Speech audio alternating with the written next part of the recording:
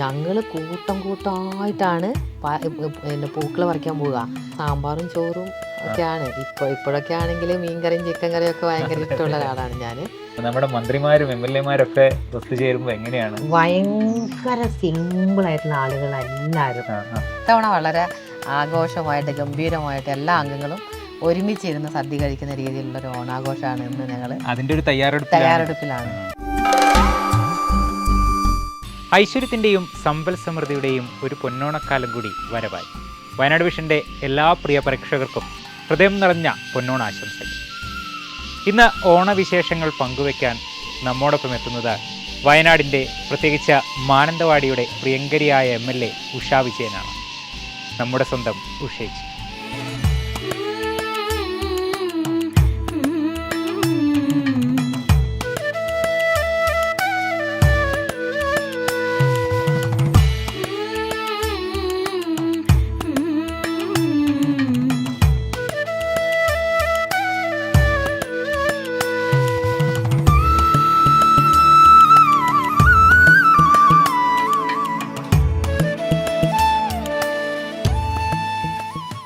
ചേച്ചി നമസ്കാരം. ഓണപ്പരിപാടിയാണ്. അപ്പോൾ ചേച്ചി ആദ്യമായിട്ട് MLA ആയിട്ട് വന്നിട്ടുള്ള ഓണമാണ്. നമ്മൾ കല്യാണം കഴിഞ്ഞിട്ട് വന്ന ഓണം എന്നൊക്കെ പറയുന്ന പോലെ MLA ആയിട്ടുള്ള ആദ്യത്തെ ഓണമാണ്. എങ്ങനെയുണ്ട് ആദ്യത്തെ ഓണം? ആദ്യത്തെ ഓണം ഞങ്ങളെ സംബന്ധിച്ച് ഇരട്ടി മധുരമാണ്.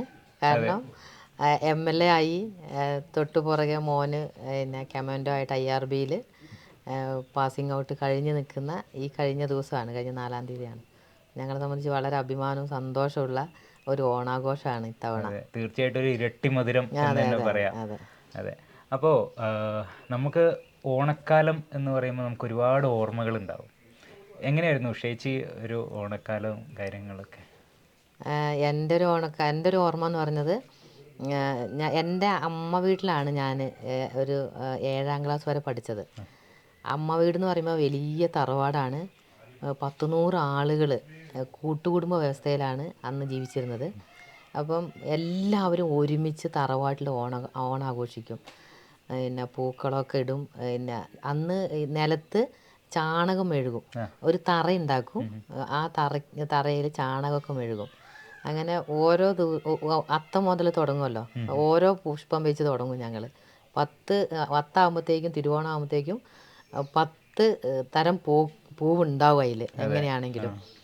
അപ്പോൾ എല്ലാവരും ഒരുമിച്ച് കോലായിലും മുറ്റത്തൊക്കെ ആയിട്ട് പിന്നെ നാക്കില ഇട്ടിട്ട് അങ്ങനെ നിലത്ത് ചമ്പ്രം പടിഞ്ഞിരുന്നിട്ടാണ് ഭക്ഷണം കഴിക്കുന്നത്. ആ ഓർമ്മയാണ് എനിക്ക് ഓണസദ്യ കഴിക്കുന്നത്. ഒരുപാട് കൂട്ടം കറികളൊക്കെ ഉണ്ടാവും. എല്ലാവരും അടുത്തടുത്ത വീടുകളിലൊക്കെ ഒരുമിച്ചാണല്ലോ. അപ്പോൾ എല്ലാവരുടെയും സെപ്പറേറ്റ് ആയിട്ടുള്ള കറികളൊക്കെ ഉണ്ടാകും. അതൊരു പ്രത്യേക രുചിയുമായിരുന്നു. ഇന്നത്തെ ഒരു പുതിയ തരം വിഭവങ്ങളൊന്നും അല്ല, അന്നേരമുള്ളൊരു നാടൻ വിഭവങ്ങളാണ്. നമ്മളന്ന് ഈ ഓണം എന്ന് പറയുമ്പോൾ പ്രത്യേകിച്ച് കൃഷിന്റെ ഒരു സമയം കൂടിയാണ്. നമ്മൾ ഞാറൊക്കെ നടുന്ന ഒരു സമയമാണ്, നാട്ടിപ്പണിയൊക്കെ നടക്കുന്ന ഒരു സമയമാണ്. പിന്നെ നമ്മൾ തന്നെ ഒരുപാട് നമ്മൾ കൃഷി ചെയ്ത ഒരുപാട് വിളകൾ നമ്മുടെ സദ്യയിലൊക്കെ ഒരുപാട്. ഇപ്പം വെച്ചാൽ നമ്മൾ പകുതിയിലധികവും നമ്മൾ ഉണ്ടാക്കുന്ന വിളവ് ഉപയോഗിച്ചിട്ട് തന്നെയാണ് അന്ന് ഭക്ഷണം ഉണ്ടാക്കുന്നത്. നെല്ലാണെങ്കിലും നമ്മൾ അന്നൊന്നും അരിയൊന്നും വാങ്ങാറില്ലല്ലോ. നമ്മൾ തന്നെ ഉണ്ടാക്കുന്ന കുത്തരി ഉപയോഗിച്ചിട്ടാണ് ചോറുണ്ടാക്കുക. അതും ഇന്നൊക്കെ ആണെങ്കിൽ ഇരുപുഴുക്കൽ എന്നൊക്കെ പറയില്ലേ, അന്ന് ഒരു പുഴുക്കല, ഒരു ഒറ്റ തവണ പുഴുങ്ങി പിന്നെ ഉണക്കിയെടുക്കുന്ന, അന്നന്നത്തെ ആഴ്ചയ്ക്ക് വേണ്ടി അന്നന്ന് തന്നെ പുഴുങ്ങി ഉണക്കിയെടുക്കും. എന്നിട്ടാണ് അതും മില്ലൊന്നും ഇല്ലല്ലോ. ഞങ്ങളൊക്കെ ഇങ്ങനെ നിലത്തുള്ള ഉരൽ ഉണ്ടാക്കിയിട്ട് അതിൽ കുത്തിയാണ് അരി വെളുപ്പിച്ചെടുത്തിട്ടാണ് ഭക്ഷണം ഉണ്ടാക്കുക. അപ്പോൾ നമ്മൾ വെച്ചാൽ അന്ന് കുട്ടിക്കാലമായിരിക്കുമല്ലോ. നമുക്ക് കുട്ടിക്കാലത്തെ ഓണം എന്ന് പറയുന്നത് നമുക്ക് ഒരുപാട് ഓർമ്മകൾ. ഇപ്പോൾ എനിക്കൊക്കെ എന്നെക്കാൾ മുമ്പുള്ള ആളാണ് ഉഷേച്ചി. അപ്പോൾ അന്നത്തെ ഓണം എന്ന് പറയുന്നത് ഭയങ്കര ഒരു ആഘോഷമായിരുന്നു. ഒരുപാട് കുട്ടികളാണെങ്കിലും നമുക്കൊരു വെക്കേഷൻ ടൈം കൂടിയാണ്. അപ്പോൾ നമ്മൾ ഒരുപാട് പൂക്കൾ പറിക്കാൻ ഒരുപാട് സ്ഥലങ്ങളിൽ പോവുക. നമുക്ക് അന്ന് പ്രധാനമായിട്ട് നമ്മൾ കൊങ്ങിണിപ്പൂ കിട്ടുന്ന ആള്, ഏറ്റവും കൂടുതൽ കൊങ്ങിണിപ്പൂ കിട്ടുന്നതെന്ന് പറഞ്ഞാൽ ഭയങ്കര സംഭവമായിരുന്നു. അപ്പോൾ അങ്ങനെയുള്ള ഓർമ്മകളൊക്കെ ഉണ്ട്. പിന്നെ ഞങ്ങൾ കൂട്ടമായിട്ടാണ് പിന്നെ പൂക്കൾ പറിക്കാൻ പോവുക. അത് എത്ര കളറുണ്ടോ, എത്ര ഐറ്റംസ് ഉണ്ടോ എന്നൊക്കെയുള്ളതാണ്. പിന്നെ ഒരാൾ ഇന്നത് പറിക്കുക, ഒരാൾ ഈ കളർ പറിക്കുക, അങ്ങനെയാണ് പോവുക. അപ്പോൾ ഒരാൾ ഒരു പൂവ് മാത്രം കോൺസെൻട്രേറ്റ് ചെയ്ത് അത് പറിക്കും, ഞാനിത് പറിക്കും, അങ്ങനെ. പിന്നെ പരമാവധി എത്ര പൂക്കളും പൂവ് നമുക്ക് കളക്ട് ചെയ്യാൻ പറ്റും അത്രയും കളക്ട് ചെയ്തിട്ട് ഭയങ്കര രസമായിരുന്നു. അതുപോലെ തന്നെ സ്കൂളിലൊക്കെ പോകുമ്പോൾ നമ്മൾ കണ്ടുവെക്കും ഇവിടെ വന്ന് പൂ പറിക്കണം. അതെ, അതെ, നേരത്തെ തന്നെ സ്കൂളിൽ ഒരുപാട് ദൂരം നടന്നാണല്ലോ പോകുന്നത്. അപ്പോൾ കണ്ടുവെക്കും ഇവിടെ വന്ന് പറിക്കണം എന്നൊക്കെ നേരത്തെ പ്ലാൻ ചെയ്തിട്ടൊക്കെ ആയിരിക്കും പറിക്കാൻ പോകുന്നത്. അങ്ങനെയൊക്കെ ആയിരിക്കും. അതുപോലെ നമുക്ക് മെയിനായിട്ട് നമുക്ക് ഓണസദ്യ, അതൊരു നമ്മുടെ വികാരമാണ് ഓണസദ്യ എന്ന് പറയുന്നത്. അന്ന് എന്തൊക്കെ വിഭവങ്ങളായിരുന്നു ഉണ്ടായിരുന്നത്? അന്ന് പറഞ്ഞാൽ പിന്നെ ഈ വാഴയ്ക്ക ഉപ്പേരിയില്ലേ, അത് നിർബന്ധമായിട്ടുണ്ടാവും. 2 ഐറ്റം, ചിപ്സായിട്ടും ശർക്കര ഉപ്പേരിയായിട്ടും, അത് രണ്ടും ഉണ്ട്. പിന്നെ ചക്കയൊക്കെ നേരത്തെ തന്നെ അത് തയ്യാറാക്കി വെക്കും. പിന്നെ ഞങ്ങളുടെ ആളുകൾ ചേന കൊണ്ട് ഉപ്പേരി ഉണ്ടാക്കാറുണ്ട്. ചേന ഉപ്പേരി അന്നത്തെ കാലത്ത് കേട്ടോ. പിന്നെ ഇങ്ങനെ എന്താ പറയുക, എന്തൊക്കെയാണ് നമുക്ക് കിട്ടുന്ന വിഭവങ്ങൾ അതൊക്കെ ഉപയോഗിച്ച് ചെയ്യും ഓരോ കറിയും. അത് ഇപ്പോഴത്തെ പോലെ അവിയൽ, പുളിശ്ശേരി അങ്ങനെയൊന്നും അല്ല. ഉള്ളതെല്ലാം ഉപയോഗിച്ച് വിവിധ തരം കറികൾ ഉണ്ടാക്കുകയാണ്. ഇന്നൊക്കെയാണ് നമ്മളിങ്ങനെ എന്താ പറയുക, അവിയൽ, പിന്നെ ഇഞ്ചിക്കറി എന്നൊക്കെ പറഞ്ഞ് കൂടുതലായിട്ട് വന്നിട്ടുള്ള ഐറ്റംസൊക്കെ. പക്ഷെ അതുണ്ട്, മുളക് കറി എന്നൊക്കെ പറഞ്ഞിട്ട്. പക്ഷെ അന്ന് ഉണ്ടാക്കുന്ന ഒരു പ്രത്യേക എന്താ പറയുക, സാമ്പാർ ഇന്നത്തെ ഉള്ള സാമ്പാറല്ല. ഇന്ന് സാമ്പാർ കൂടി ഉപയോഗിച്ചിട്ടാണല്ലോ ചെയ്യുന്നത്. അന്ന് അങ്ങനെയല്ല. അന്ന് അമ്മിക്കല്ലിൽ വറുത്തരച്ച് ആ ഒരു ടേസ്റ്റാണത്. മുളകും മല്ലിയും, അന്ന് ഈ പൊടികളൊന്നും കിട്ടാനില്ലല്ലോ. മല്ലിയും മുളകൊക്കെ മുഴുവനായിട്ടുള്ളത് വറുത്തരച്ച് കോരിയെടുത്തിട്ടുള്ള സാമ്പാറുകളൊക്കെയാണ് നല്ല ഓർമ്മ. പിന്നെ അന്നത്തെ കാലത്ത് പശുവൊക്കെ ഉള്ളതുകൊണ്ട് പാലും തൈരൊക്കെ നമുക്ക് തന്നെ ആവശ്യത്തിനുണ്ടാവും. അപ്പം പുളിശ്ശേരിയും എരിശ്ശേരിയും ഒക്കെ ഉണ്ടാക്കാൻ എളുപ്പമാണ്. അപ്പം അങ്ങനെയുള്ള കറികളൊക്കെ വിവിധ തരം കറി. പിന്നെ ഞാനിപ്പോൾ ഓർക്കുന്നു, ഈ മൂത്ത വാഴക്കയുടെ തൊലിയില്ലേ, തൊലി ഉപയോഗിച്ചൊരു ഉപ്പേരി ഉണ്ടാക്കാറുണ്ട്. പഴയൊരു ഓർമ്മ എനിക്ക് അങ്ങനെയൊക്കെ ഓർമ്മയുണ്ട്. എന്താ പറയുക, എല്ലാ കറികളും ഓർമ്മയില്ല, എന്നാലും. ചേച്ചിക്ക് ഏറ്റവും ഇഷ്ടപ്പെട്ട വിഭവം എന്താ ഓണസദ്യയിൽ? നമുക്ക് എനിക്ക് പിന്നെ സാമ്പാറും ചോറും ഒക്കെയാണ്. ഇപ്പോഴൊക്കെ ആണെങ്കിൽ മീൻ കറിയും ചിക്കൻ കറിയും ഒക്കെ ഭയങ്കര ഇഷ്ടമുള്ള ഒരാളാണ് ഞാൻ. അന്നൊന്നും അങ്ങനെ നമ്മുടെ ആളുകൾ അങ്ങനെ ചിക്കനൊന്നും ഉപയോഗിക്കാത്ത ആളുകളാണ്. സദ്യ എന്ന് പറയുമ്പോൾ എല്ലാം വെജിറ്റേറിയൻ ആണ്. ഇന്നാണ് എനിക്ക് തോന്നുന്നു കുറേ മാറിയിട്ടുള്ളത്. പക്ഷെ ഇന്ന് കുറേ കൂട്ടം കറികളൊക്കെ പലതരത്തിൽ വരുന്നുണ്ട്. പുതിയ ഐറ്റംസ് ഉണ്ടാക്കാറുണ്ട്. ഇപ്പോൾ യൂട്യൂബ് നോക്കിയിട്ടുണ്ടെങ്കിൽ എന്തെല്ലാം പുതിയതാതെ ഉണ്ടാക്കാൻ പറ്റും. അന്ന് അതൊന്നും അല്ലല്ലോ. അന്ന് നമ്മുടെ അമ്മമാർക്ക് അറിയാൻ പറ്റുന്ന സാധാരണ ഇപ്പം അന്ന് കിട്ടുന്ന പരിപ്പ്, പിന്നെ കടല, ചെറുപയർ അങ്ങനെ ഉപയോഗിച്ചിട്ടുള്ള കൂട്ടുകറികളൊക്കെ, ചെറുപയർ വാഴയ്ക്കൊക്കെ ഇട്ട് വെക്കുന്ന, പിന്നെ കടലയിൽ വാഴക്കായ് മൂത്ത വാഴയ്ക്കൊക്കെ ഇട്ട് വെക്കുന്ന അത്തരം കറികളൊക്കെ ആയിരുന്നു അന്ന്. പരിപ്പ് കറി, പിന്നെ സാമ്പാർ, അതുപോലെ തന്നെ മത്തങ്ങ വെറുതെ വെച്ചിട്ടുള്ള കറിയൊക്കെ ഉണ്ട്. പിന്നെ തേങ്ങയൊക്കെ അരച്ച് ചേർത്തിട്ടുള്ള മത്തങ്ങ കറി. ഒരുപക്ഷെ ഇപ്പോഴത്തെ പിള്ളേർക്കൊന്നും അത് ഇഷ്ടപ്പെടില്ല. പിന്നെ വെള്ളരിക്ക, അതുപോലെ തന്നെ വെള്ളരിക്ക ഇന്ന് നമ്മൾ അത് എന്താ പറയുക, പുളിശ്ശേരിന്നോ എരിശ്ശേരിന്നോ പിന്നെ പച്ചടി എന്നൊക്കെ പറയില്ലേ, ആ ഒരു ഐറ്റംസ് അന്നും ഉണ്ടായിരുന്നു. വെള്ളരിക്ക മാത്രം ഉപയോഗിച്ചിട്ടുള്ള തൈര് ഒഴിച്ച് ചെയ്യുന്നതൊക്കെ, പച്ച തൈര് ഒഴിച്ച് ചെയ്യുന്നതും കാച്ചി പിന്നെ വെക്കുന്നതും ഉണ്ടായിരുന്നു. ചേച്ചി, നമുക്ക് ഓണം ഓർമ്മകൾ നമ്മുടെ സ്കൂളുകളിൽ നിന്നാണ് നമുക്ക് ഒരുപാട് ഓർമ്മകൾ ഉണ്ടാവും അല്ലേ?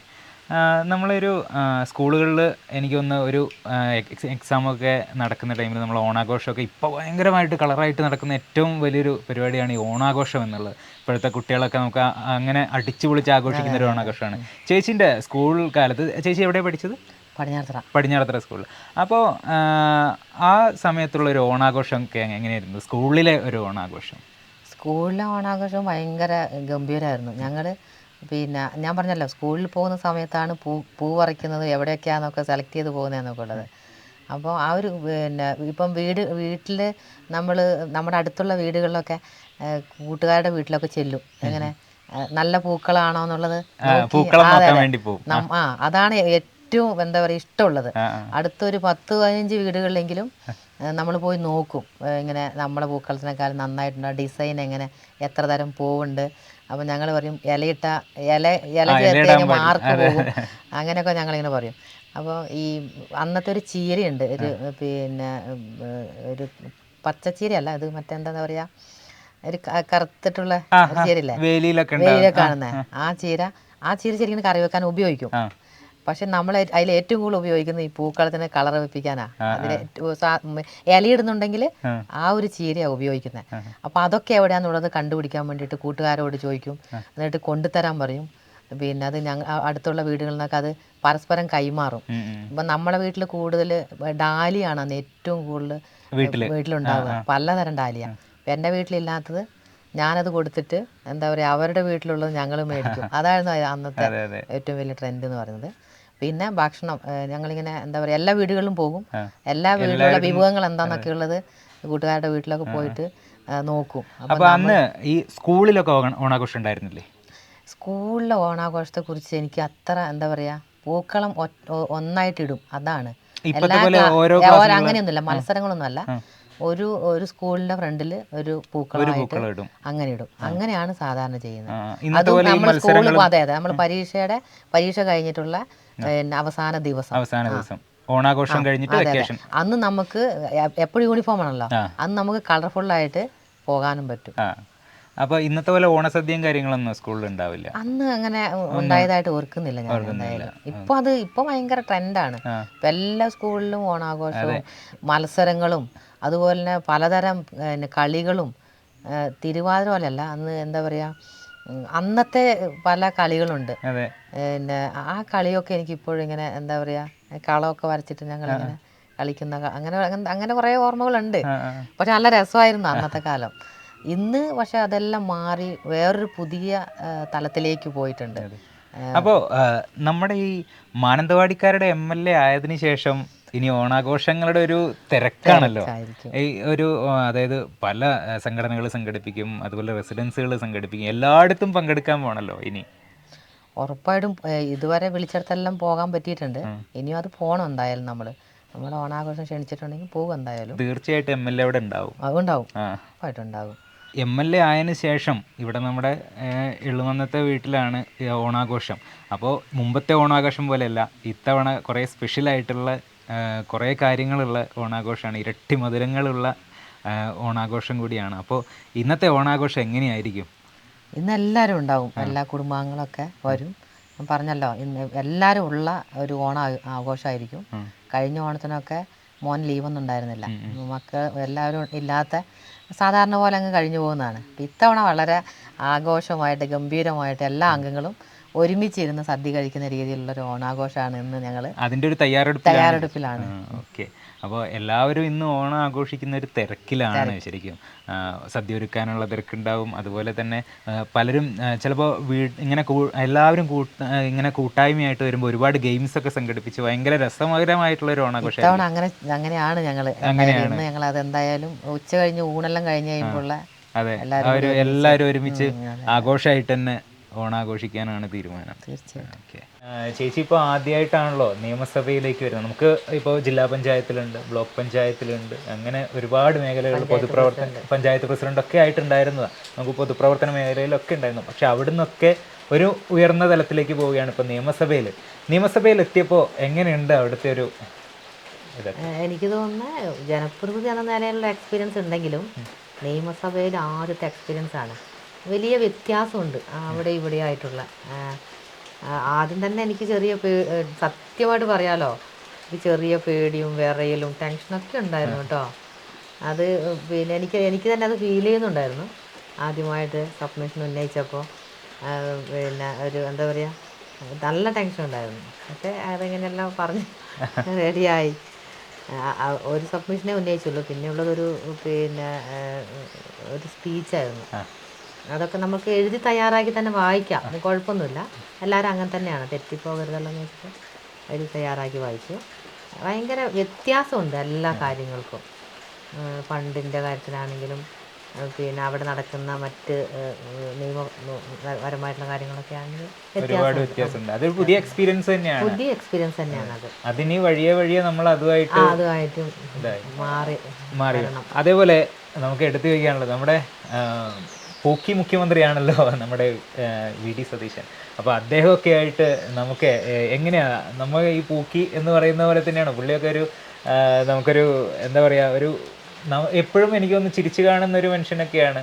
ഇപ്പോൾ ഉഷയിച്ചാണെങ്കിലും എപ്പോഴും ചിരിച്ചു കാണുന്ന ആൾക്കാരൊക്കെയാണ്. അവിടുത്തെ എങ്ങനെയാണ് എല്ലാവരും നമ്മുടെ മന്ത്രിമാരും MLA മാരൊക്കെ ഒത്തുചേരുമ്പോൾ എങ്ങനെയാണ്? ഭയങ്കര സിമ്പിളായിട്ടുള്ള ആളുകളെല്ലാവരും.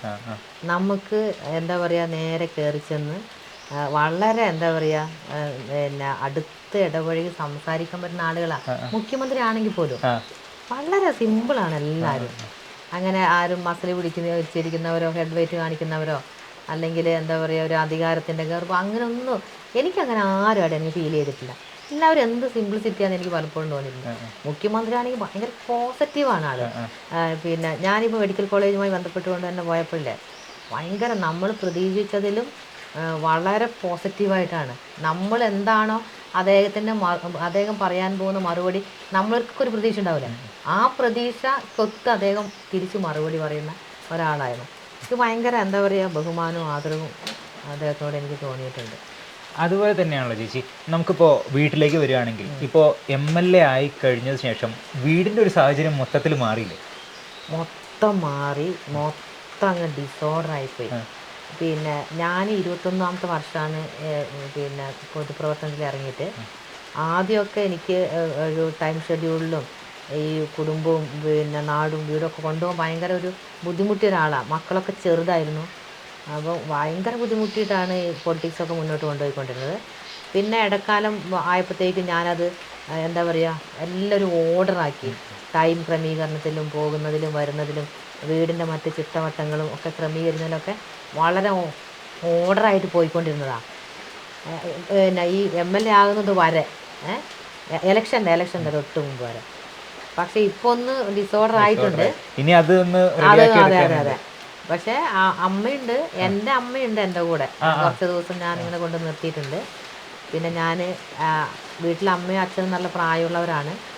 അവരെ നോക്കാനായിട്ട് ഏട്ടൻ്റെ പെങ്ങളെ വീട്ടിൽ നിർത്തിയിട്ടുണ്ട്. ഇപ്പം അത് പിന്നെ എന്നെപ്പോലെ തന്നെ ആ വീട് നോക്കാനും അമ്മയും അച്ഛനും നോക്കാനൊക്കെ പറ്റുന്ന ഒരാളാണ്. നമുക്ക് എപ്പോൾ വേണമെങ്കിലും എന്താ പറയുക കൂടെ നിർത്തി മുന്നോട്ട് പോകാൻ പറ്റുന്ന അദ്ദേഹത്തിൻ്റെ. അതുപോലെ തന്നെ നമുക്കിപ്പോൾ ചേച്ചി എന്നോട് നേരത്തെ സംസാരിച്ചിരുന്നു, നമ്മൾ രാവിലെ ഒന്നില്ലെങ്കിൽ ഫോൺ ബില്ല് അല്ലെങ്കിൽ കോളിംഗ് ബില്ല് ഇത് കേട്ടിട്ടായിരിക്കും ഉണരുക എന്നുള്ളത്. നമുക്ക് ഒരാളെയും നമുക്ക് ഒഴിവാക്കാൻ പറ്റില്ല. എങ്ങനെയാണ് നമുക്കിപ്പോൾ വീട്ടിലേക്ക് വരുന്ന ഒരുപാട് പേര് സന്ദർശകരായിട്ട് ചിലപ്പോൾ പറയാണ്ട് വരുന്നവരുണ്ടാകാം, പറഞ്ഞിട്ട് വരുന്നവരൊക്കെ ഉണ്ടാവും. അതൊക്കെ എങ്ങനെ മാനേജ് ചെയ്ത് പോകുന്നത്? ചില ആളുകൾ മുൻകൂട്ടി നമ്മളോട് പറയും MLA കാണണം. അപ്പോൾ ചില ആളുകൾക്ക് വീട്ടിൽ വന്ന് തന്നെ കാണണം നിർബന്ധമുള്ളവരുണ്ട്. ചിലവരോട് ഓഫീസിൽ വന്ന് കണ്ടാൽ മതിയോ എന്ന് പറയുമ്പോൾ ഓക്കെ പറയും. ചിലവർ ഓഫീസിൽ വന്നാൽ പോരെ എന്ന് ചോദിക്കുമ്പോൾ വീട്ടിൽ വന്ന് കാണണം എന്ന് പറയും, പേഴ്സണലായിട്ട് സംസാരിക്കണം എന്ന് പറയും. അപ്പോൾ പിന്നെ കുറേ ആളുകളെങ്കിലും പറഞ്ഞിട്ട് വരും, കുറേ ആളുകൾ പറയാതെ വരും. ചില ആളുടെ കെയർ ഓഫിൽ വരും, നമ്മളെ പരിചയമുള്ള ആൾ കൂട്ടി വരുന്ന ആളുകളുണ്ടാവും. അപ്പോൾ നമുക്കിത് മനസ്സിലാവും. ആളുകൾ നമുക്ക് വിളിച്ചിട്ട് അല്ലെങ്കിൽ മുൻപേ അപ്പോയിൻമെൻ്റ് എടുത്ത് അതൊന്നും എനിക്ക് നിർബന്ധമുള്ള ഒരാളൊന്നും അല്ല ഞാൻ. ആളുകൾക്ക് പല പ്രശ്നങ്ങളുണ്ടാവും, പല ബുദ്ധിമുട്ടുകളുണ്ടാവും. അവരെ കേൾക്കാനും അവർക്ക് പറയാനുള്ളത് അവസരം ഉണ്ടാക്കുക എന്നുള്ളതാണ്. ചിലപ്പം ചില കാര്യങ്ങൾ നടക്കാം, ചിലത് നടക്കാതിരിക്കാം. ചില ആളുകൾ MLA നേരത്തെ പോകുമല്ലോ എന്ന് വെച്ചിട്ട് വളരെ നേരത്തെ വരും. ചില സമയങ്ങളിൽ ഇങ്ങനെ വളരെ വൈകിയൊക്കെ വരുന്ന യാത്രയെല്ലാം കഴിഞ്ഞ് വരുന്ന ദിവസമൊക്കെ നമ്മൾ കുറച്ച് സമയം ഉറങ്ങാൻ വേണ്ടിയിട്ട് എന്താ പറയുക കുറച്ച് സമയം എന്ന് വെച്ചാൽ ഒരു 6 മണിക്ക് ശേഷം ചിലപ്പോൾ കോളിംഗ് ബെല്ല് കേട്ടിട്ടായിരിക്കും. പക്ഷേ വീട്ടിലെല്ലാവരും എണീക്കും കേട്ടോ. പക്ഷേ ഫ്രണ്ടിലെ വാതിൽ ചിലപ്പോൾ തുറക്കേ ഉണ്ടാവില്ല. അപ്പോൾ കോളിംഗ് ബെല്ല് കേൾക്കും. അല്ലെങ്കിൽ തുറന്നിട്ടാണെങ്കിലും ഒരാൾ കയറി വരുമ്പോൾ കോളിംഗ് ബെല്ല് അടിക്കുമല്ലോ. അപ്പോൾ നമ്മൾ എണീച്ച് കഴിഞ്ഞ് ഫ്രഷായിട്ട് അവരെ കേൾക്കും. പിന്നെ ചില ആളുകൾ വിളിക്കും, ഞങ്ങളിങ്ങനെ ഓഫീസിലുണ്ട്. പിന്നെ വീട്ടിൽ നിന്ന് നേരെ ഓഫീസിൽ പോകും. പിന്നെ ആ ഒരു സമയം ക്രമീകരിച്ച് മറ്റ് പ്രോഗ്രാം കുറച്ചും കൂടി ടൈറ്റ് പ്രോഗ്രാമായിരുന്നു ഈ 2 മാസം. കാരണം എന്താ പറയുക പൊളിറ്റിക്സ് പറഞ്ഞാൽ 10 വർഷം UDFൻ്റെ MLA ഇല്ലാത്തതിൻ്റെ UDFകാരുടെ ഒരു എന്താ പറയുക ഒരു തിരക്ക് അവർക്ക് കാണാനും സംസാരിക്കാനും. അപ്പം വീട്ടിലും ഓഫീസിലൊക്കെ തിരക്കാണ്. ഇപ്പം ഒരു പ്രോഗ്രാമിന് ചെന്നാൽ അവിടെയും തിരക്കാണ്. നമ്മളൊരു പ്രോഗ്രാം വേഗം ഒരു എന്താ പറയുക ഒരു ഗസ്റ്റ് വരുന്നത് പോലെ വന്ന് ഉദ്ഘാടനം ചെയ്ത് പോകാൻ പറ്റില്ല. അവിടെയും നിവേദനം തരാനും പരാതി പറയാനും പരാതി കേൾക്കാനുള്ള സമയം ചില ആളുകൾക്ക് ഒരാളെ പോലും നമുക്ക് മടക്കാൻ പറ്റില്ല. നമുക്ക് നമ്മളെ ഒരുപാട് പ്രതീക്ഷയോടാണ് ആളുകൾ. ഒരിക്കലും അമിത പ്രതീക്ഷ നമ്മൾ കൊടുക്കാറില്ല. ഇല്ല. ഞാൻ അങ്ങനെ ചെയ്യാൻ പറ്റുന്നത് ഉറപ്പായിട്ടും ചെയ്തു തരുമെന്ന് പറയാൻ എനിക്ക് പറ്റും. കുറച്ച് വർഷത്തെ എക്സ്പീരിയൻസ് ഉള്ളതുകൊണ്ട് എന്തൊക്കെ ചെയ്യാൻ പറ്റും പറ്റില്ല എന്നൊക്കെ നമുക്കറിയാലോ. ചിലതൊക്കെ ഞാൻ പറയും ഉറപ്പായിട്ടും ചെയ്തു തരാം. ചിലത് നമുക്ക് പിന്നെ അധികം പ്രതീക്ഷിക്കണ്ട, നമ്മളിതൊന്ന് നോക്കട്ടെ എന്താണ് ഇതിൻ്റെ നിയമപരമായിട്ടുള്ള കാര്യങ്ങളെന്ന് പറഞ്ഞിട്ട് അവർ പറഞ്ഞു വിടും. അപ്പോൾ അവർക്കത് മനസ്സിലാവും. പിന്നെ ചെല്ലുമ്പോൾ ചില ആളുകൾക്ക് സെൽഫി എടുക്കണം, കൂടെ നിന്ന് ഫോട്ടോ എടുക്കണം, ഒരു കുടുംബത്തിൽ പോയിട്ടുണ്ടെങ്കിൽ കുടുംബാംഗങ്ങൾ കൂടെ നിൽക്കണം, അങ്ങനെ കുറേ ടൈം നമ്മൾ അവർക്ക് വേണ്ടി ചിലവഴിക്കും. അപ്പം എല്ലാ സ്ഥലങ്ങളിലും എല്ലാ പ്രോഗ്രാമുകളിലും ഞാൻ ഒന്നും മിസ് ചെയ്യാതെ പങ്കെടുത്തിട്ടുണ്ട്. പാർട്ടി എന്നുള്ളത് ഒരു മാനദണ്ഡമല്ല. നമുക്കിപ്പോൾ ആളുകളെ കാണാനും സംസാരിക്കാനും പാർട്ടി എന്നുള്ളത് ഒരിക്കലും ഉഷേച്ചി മാനദണ്ഡം ആക്കുന്നില്ല. ഇല്ല. കാരണം അറിയോ, പാർട്ടി നമുക്കുണ്ട്, കറക്റ്റ് ഒരു എന്താ പറയുക politics നമുക്കുണ്ടല്ലോ.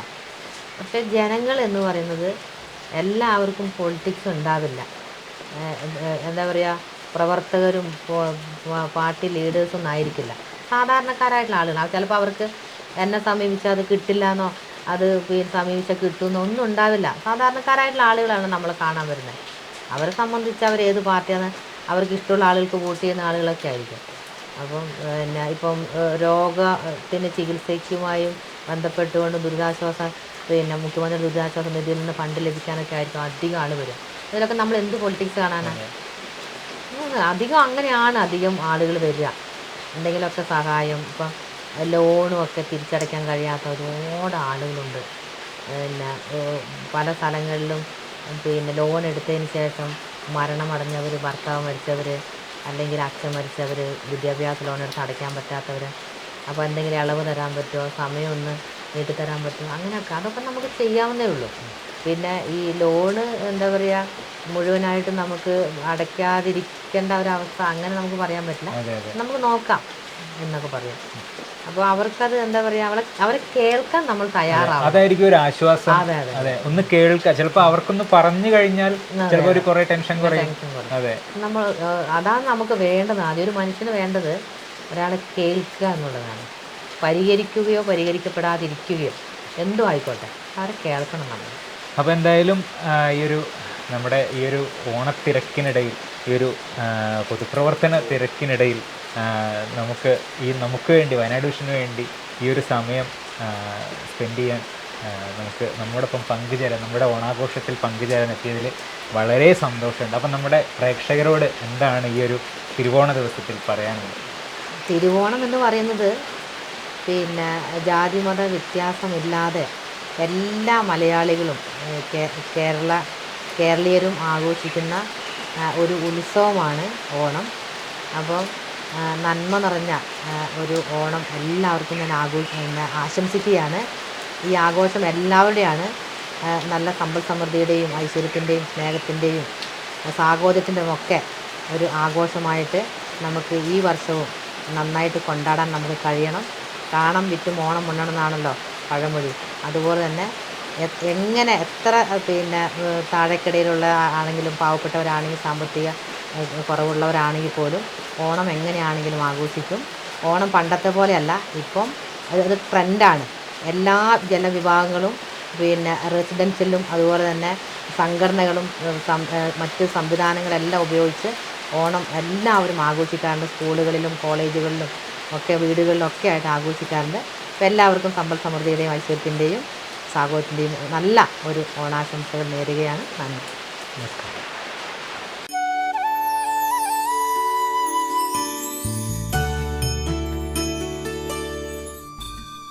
Miracle holidays, Kommayad, Mananthavady. Phone 9207 05 0305.